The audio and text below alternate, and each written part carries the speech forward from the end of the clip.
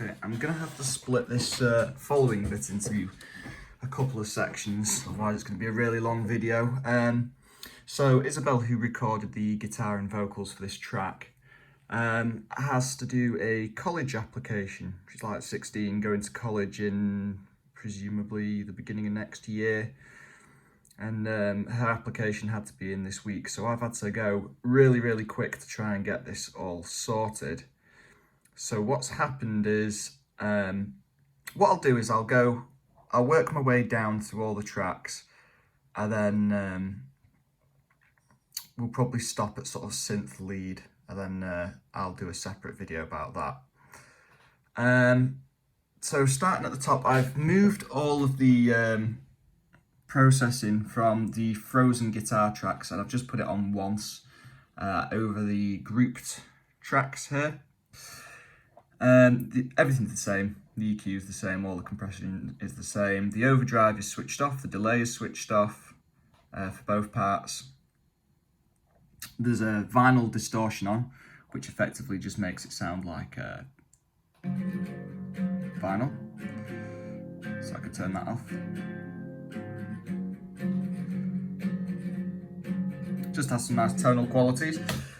And then I've got this utility just so I can flick between mono and stereo and have a listen to see how it sounds.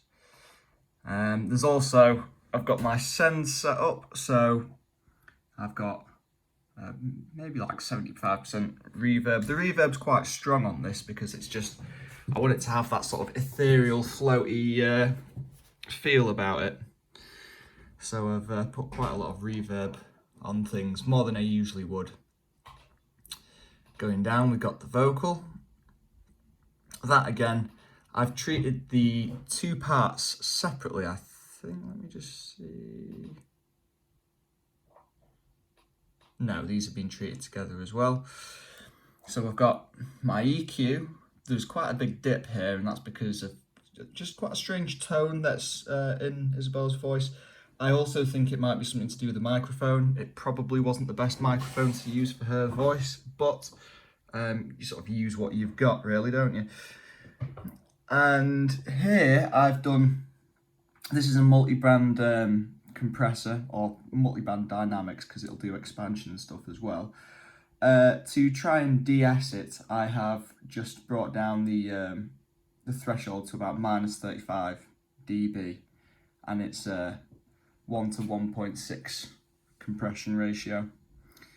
So that basically just means that the high frequencies, let's see, above 2.5 kilohertz, it's being compressed to try and get rid of those sibilant sounds. And then we've just got the same compressors as before placed on here. I've also done some gain automation.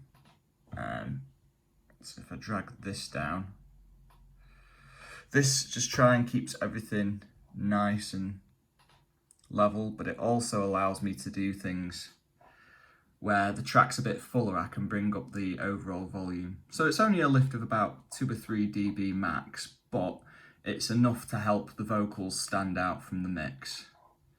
Let me see if I can just put you down somewhere, because this is quite difficult to do whilst holding the phone. Right, I'm just gonna have to get on with it, aren't I? There we go, that's better.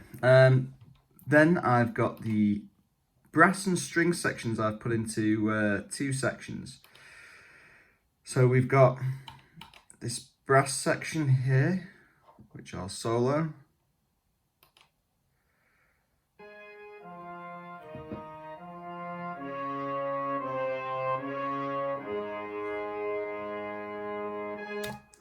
So that's got the same sort of reverb that's been attached to the send. This one only has 2 layers of compression and an EQ just to bring out the, there's quite a nice little peak in here that I wanted to bring out. It's also where I had the most space in the mix, so I've decided to lift that. It does actually look like it's been spread, this, but really it hasn't that much because everything's been sent to the left anyway. So if you have a look at the mix window, I've panned the brass hard left, and I've panned the string ensemble, hard right, and then we've got a cello section in the middle, and then again with the violins, we've split that hard left and hard right, depending on they're like an octave apart at parts. So there's that. Then I have grouped them together so that I can compress them together, but this is just side chain compression, one of them coming from the vocals to bring down the strings during the vocal parts, and one of them that just dips for the kick drum.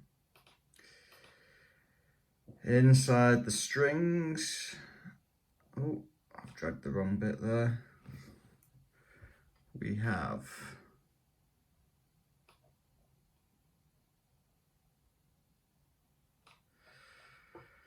two layers of strings, string ensemble, and the cello. Then we've got the bass, which is a double bass.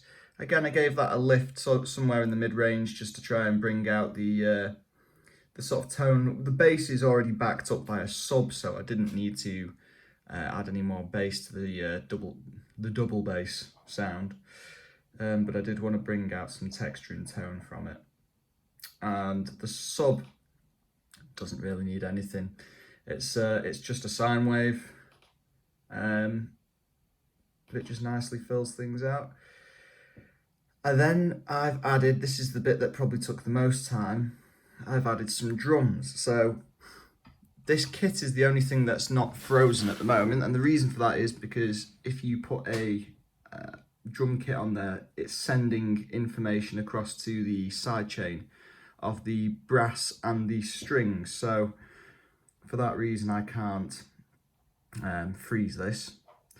But what I've done is I've gone with quite a natural sounding kit.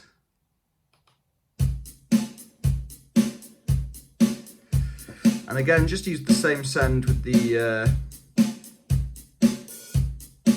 reverb, and it's the same on all of them.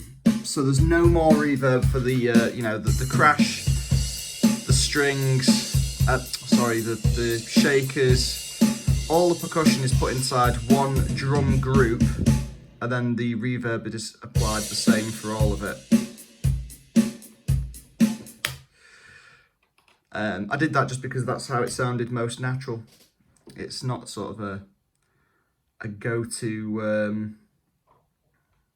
thing I would do, but it just worked in this case.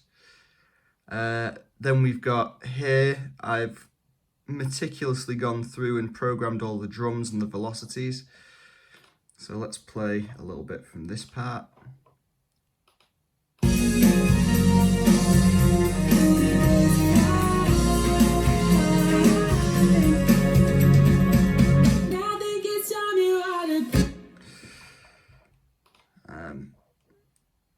Would have preferred if I could have soloed that.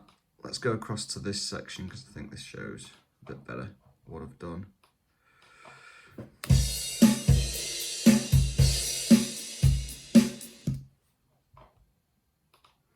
So all of that has been done. Then I've got my first shaker here. And then I have a secondary shaker, which comes in during like the sort of not the chorus parts, but the bits where it builds. I'd say crescendo, but there's actually more of a crescendo at the end. But this one's a tambourine. And then I added these cool percussive bells and triangles just over the top to give it a little bit more sparkle.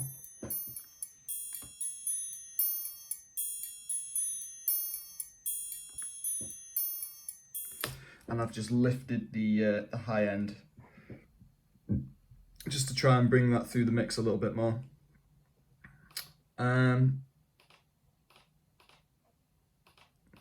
move on. Right, so we're on 9 minutes, so I won't show you any more of that for now.